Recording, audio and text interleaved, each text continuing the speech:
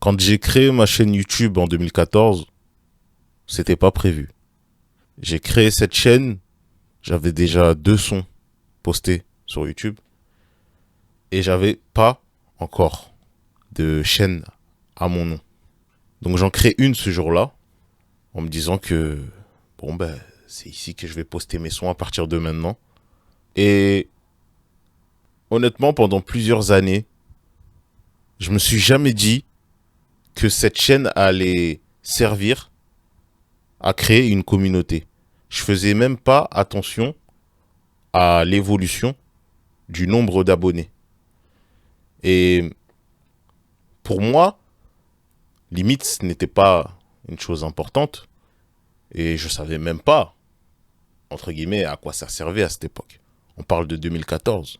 En tout cas, ça fait quelques années, je dirais à peu près 3 4 ans, que j'accorde un peu d'importance au fait de créer une communauté. Ouais, je dirais 3 4 ans.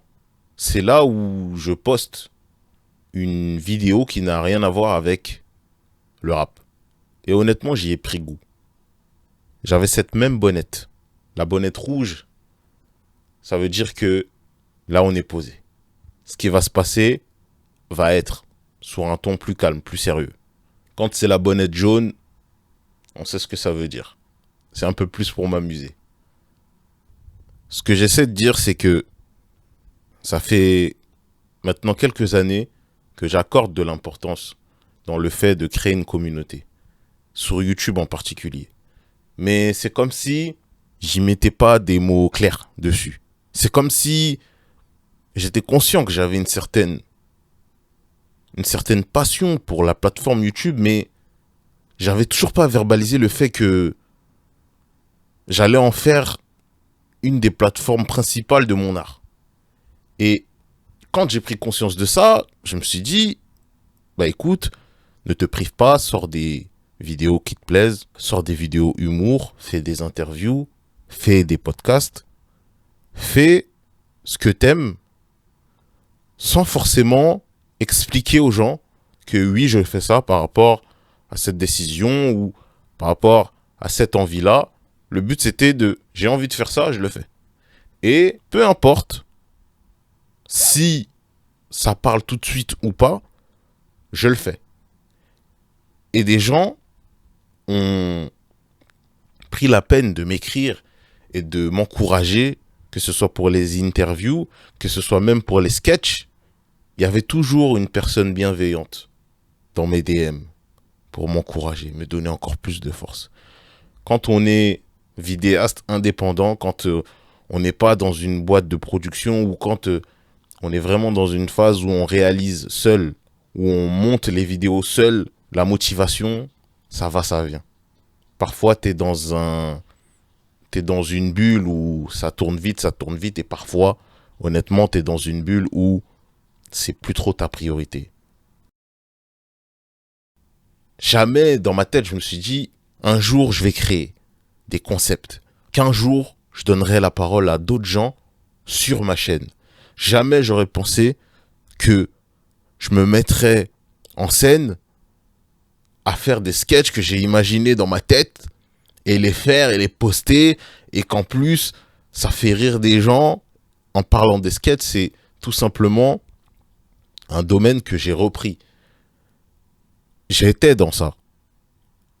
J'ai commencé les vidéos à peu près pour les mêmes raisons que j'ai commencé le rap. Le rap pour moi c'est une manière d'exprimer des pensées que j'ai. J'aime parfois quand j'écris des textes, j'aime écrire dans une certaine direction où je me dis que il y a peut-être une personne qui va écouter cette parole-là, qui va peut-être se reconnaître et ça va peut-être la booster dans une phase qu'on partage en commun ou pas. Quand j'écris, je me dis, il faut que la personne ait compris ce que j'essaie de dire. En fait, le rap, c'est pour moi une manière d'exprimer peut-être des choses que j'ose pas dire en story en me filmant comme ça. Mes écritures, c'est pas des choses que j'ai l'habitude de dire. N'importe lequel de mes sons est un bout d'une pensée que j'ai ou d'un... Un jour, j'en parlerai plus en détail, mais quand je me suis officiellement lancé dans le Peura en sortant des sons, c'était une période où j'avais beaucoup de choses à l'intérieur de moi et j'ai décidé un jour de rendre ça public parce que je le faisais très longtemps dans ma chambre, ici même, et il y a eu un moment où peut-être que, je pense, hein, et j'en parlerai plus en détail une autre fois, mais je pense que le moment où je me suis lancé dans le Peura en sortant des sons sur YouTube, c'était une manière pour moi d'exprimer des métaphores, des punchlines que j'avais en tête, donner des messages positifs à certains moments, envoyer des messages de rage même à certains moments. Et c'est pour ça qu'aujourd'hui, le Peura, c'est vraiment une activité où je suis là, je suis plus là, je suis là, je suis plus là. Et c'est pour ça que mon rap, c'est vraiment un truc qui n'est pas sur commande. Et c'est pour ça que je disparais, je reviens dans le domaine qu'est le Peura, parce que c'est pas... c'est quelque chose de sérieux pour moi et il faut pas le faire si tu sais que c'est pas le moment de le faire. J'en profite pour faire une petite parenthèse pour tous ceux qui me supportent dans le Peura. Je vous remercie de ouf parce que vous m'avez grave donné confiance en mon écriture et sachez que il y a des choses qui arrivent et comme je le répète souvent, quand ce sera prêt, vous serez au courant. Et les gens que j'appelle les véritables, c'est-à-dire ceux qui donnent la ce fort en DM, seront les premiers informés quand je vais reprendre le mic. Et l'aventure du Peura, depuis le début, depuis 2014, je l'ai jamais vraiment fait seul. Peut-être que quand je m'enregistre ou quand je suis en studio, je suis peut-être seul, mais quand je sors le son, c'est pas pour qu'il atterrisse tout simplement dans ma chaîne et point barre. C'est pour que les gens l'écoutent et pour que, limite, on s'inspire tous ensemble à exprimer les choses qu'on a à l'intérieur de nous, qu'on envoie le plus de positif possible, que quand on a une rage, on l'exprime en y mettant des réponses qui nous font guérir. Et voilà, c'est une parenthèse que je voulais faire. Mais tout ça pour dire que mon but, c'est de proposer du contenu qui me ressemble, de parler de moi et de mes ambitions à réunir. J'ai vraiment envie de, quand j'ai envie de prendre la parole sur un sujet, juste poser mon trépied comme je viens de le faire, me mettre face au micro et vous parler tout simplement. J'ai envie que si j'ai vu un film qui m'a marqué, pouvoir juste allumer ma caméra et vous en parler, vous donner mon avis. Je suis pas trop dans la documentation, le fait, en tout cas pour le moment, je ne suis pas trop dans des vidéos où vraiment je recherche des infos, voilà. Tout est sur Internet, il y a des créateurs qui le font très bien d'ailleurs. Moi, j'aime le fait de brancher la caméra et de parler d'un film, mais sans pour autant dire la liste complète du casting ou comment ça a été filmé, avec quelle cam, dans quel pays, mais tout simplement dire, le scénario, je l'ai compris comme ça. Et donner mon point de vue, donner envie aux gens d'aller regarder ce film aussi. Et moi, c'est tout ce dont j'ai envie. Moi, mon but, en me donnant à fond sur YouTube, c'est de faire encore plus grandir la communauté, d'exprimer encore plus mes opinions, les œuvres que j'aime, donner la parole à des gens où j'estime qu'ils ont de la science à donner. Et moi, je veux tout simplement pousser les gens à faire de même s'ils en ont envie, qui n'aient pas peur de prendre un réseau comme Instagram où, honnêtement, à partir du moment où tu prends ta caméra et que tu t'exprimes un point de vue devant ta caméra, on te catégorise tout simplement comme un « Ah, il fait l'influenceur ». T'as le droit de prendre ta caméra et d'exprimer. T'as le droit de t'exprimer. N'ayez pas peur de prendre la parole. N'ayez pas peur de créer. N'ayez pas peur de poster. N'ayez pas peur! Peur! N'ayez pas honte de défendre quelque chose que vous aimez vraiment. N'ayez pas honte de faire les choses différemment. de faire ce que personne ne fait.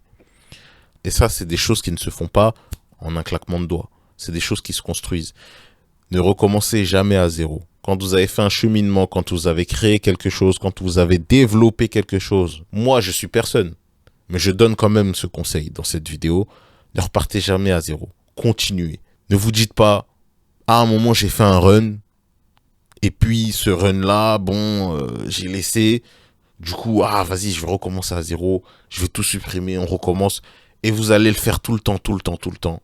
Et c'est là où finalement, vous perdez le goût à tout ça. Parce qu'en fait, c'est comme si vous ne voyez pas ce que vous avez accompli. En cachant le fait que vous n'avez pas convaincu les gens tout de suite, c'est comme si vous cachiez ce que vous avez construit de vos propres mains. Faites ce que vous avez à faire et un jour, vous serez prêt. Moi, si j'utilise YouTube, c'est de manière sincère. C'est pour construire quelque chose ici. Je suis pas là pour rediriger les gens vers autre chose. Alors évidemment, sur YouTube, je peux rediriger les gens vers mes plateformes de streaming. Le temps d'un morceau. Inviter les gens à aller écouter, par exemple, le projet dont est extrait le clip ou le morceau audio. Si je suis ici, c'est pour être ici. Si vous êtes en train de regarder cette vidéo, c'est pour que vous soyez là, que vous fassiez partie de la communauté, tout comme vous faites partie d'autres communautés de YouTube. Et tout comme peut-être vous qui regardez cette vidéo, aviez vous-même votre propre communauté. Et si ensemble, on ne se juge pas et on s'encourage, c'est à ce moment-là qu'il y aura des victoires. Je pense que en tant que créateur, il faut apprendre à accepter que tu n'auras pas les choses tout de suite. Mais ce n'est pas parce que tu les auras pas tout de suite qu'il ne faut pas les faire. Apprenez à faire avec ce que vous avez. Et moi, c'est vraiment quelque chose que j'essaye d'appliquer. De me dire, ok, pour l'instant, j'ai ça et je vais faire avec ça. Et point barre, en fait. Et s'il y a des trucs que j'ai pas encore, ça viendra. À travers toutes ces choses qui composent ma chaîne, à un moment, j'étais même partagé à l'idée de faire une autre chaîne.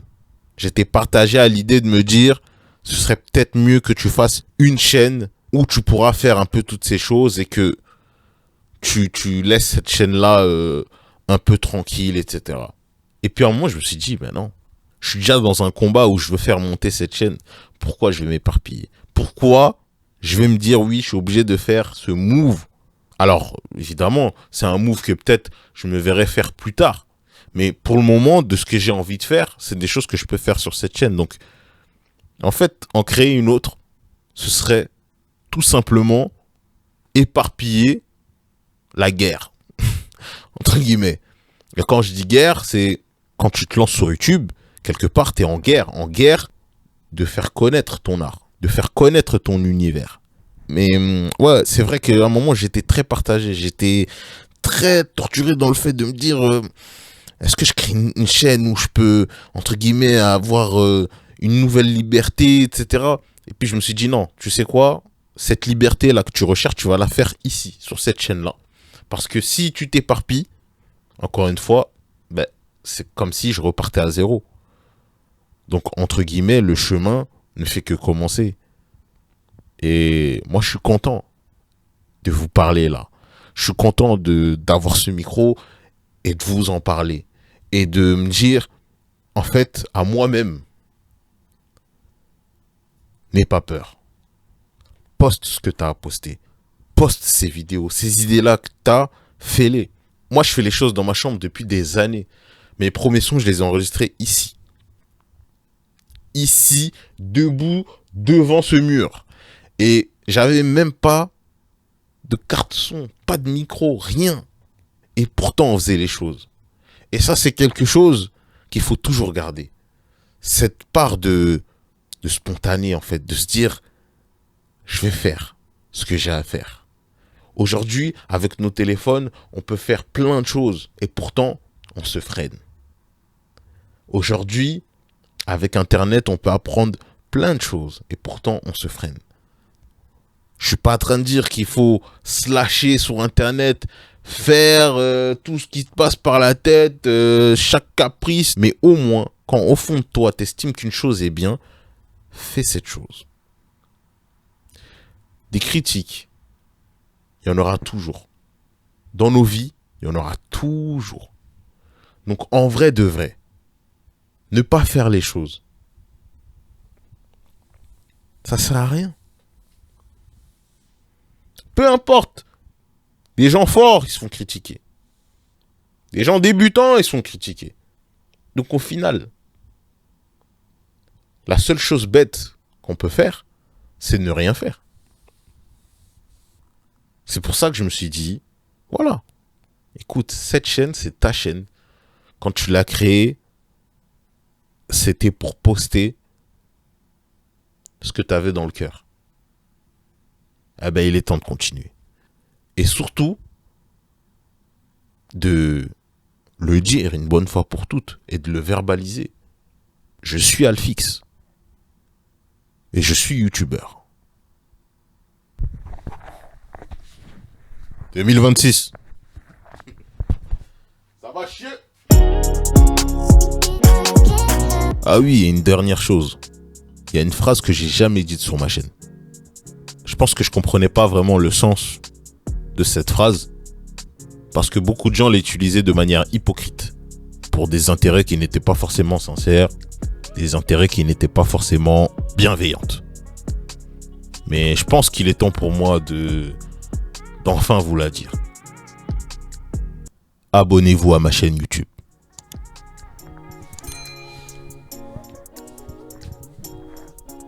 Vite.